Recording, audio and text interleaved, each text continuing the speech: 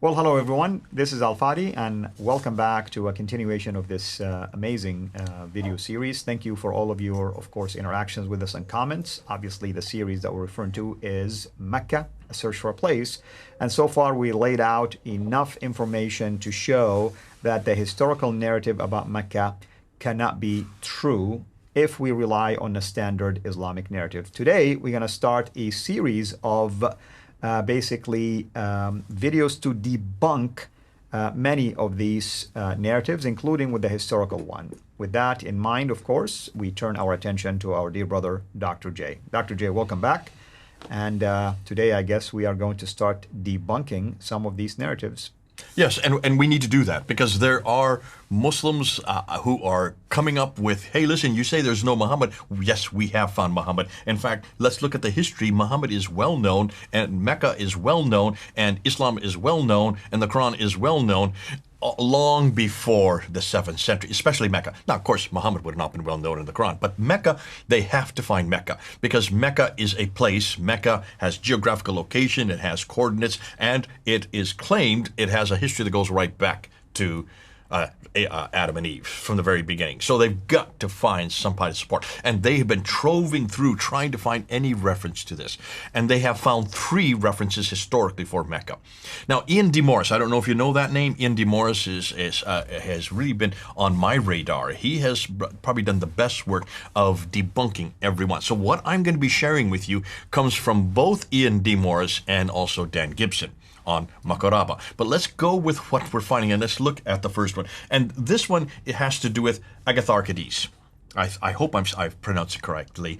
Agatharchides, I don't know exactly how to do it, but let's go with Agatharchides in the 2nd century BC. So we're talking about 900 years before the time of Islam, or 800 years before the time of Islam. You have supposedly this great temple for all the Arabs. And what Muslims are saying is this: that back in the 2nd century BC, Agatharchides was a historian.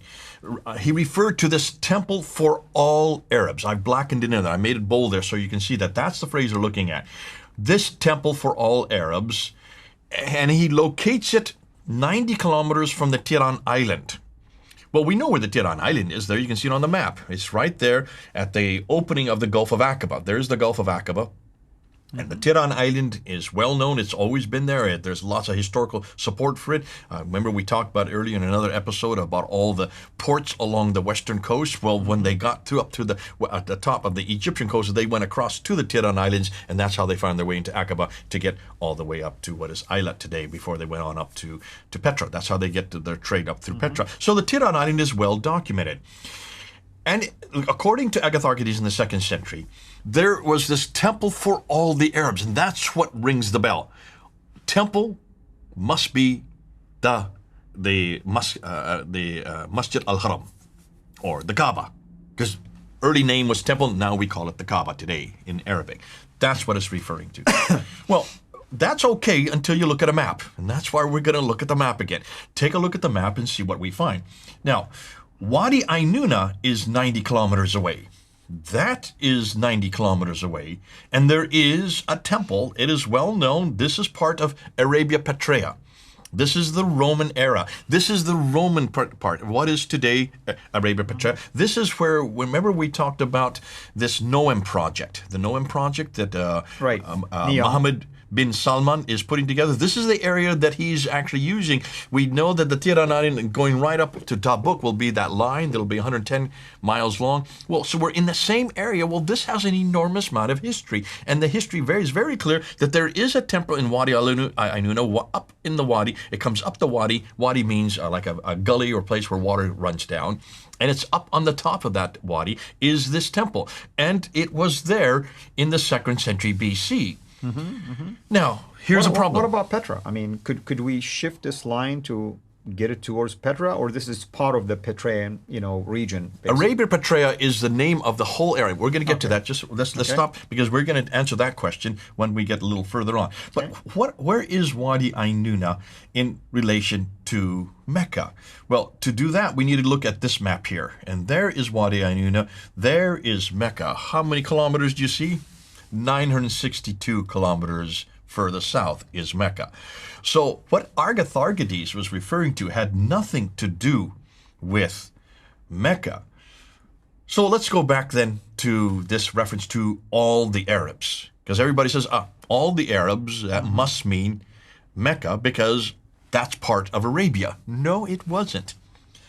Take a look at this map here. This map is from 125 AD. So now we're in the 2nd century AD, not in BC. And Arabia Petraea is right here. It is this red rectangle that you see right here. That is as far as civilization went. For the Romans, which is their map here, that was a civilized world. Arabia Petraea was just this part of it. You notice everything else is white.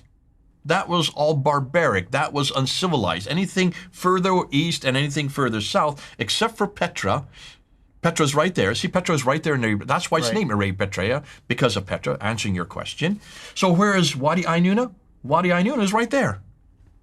It's within Petra. Arabia Petraea. That makes sense. Wadi Ainur is not Mecca, however. It is nothing more than what was Arabia at that time. Let's go to the next one. I want to do the next one along with this, and this is Pliny's reference in 79 AD to Damanogeris. Damanogeris, according to Muslims, is another reference to Mecca. Now, it's just a name, nothing more. But now you're getting these from Robert Hoyland's work. No, this is not from Robert Hoyland. These are from Muslims. Okay.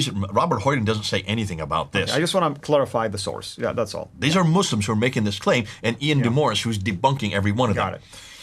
Pliny the Elder, his date's 79 AD, so the 1st century AD.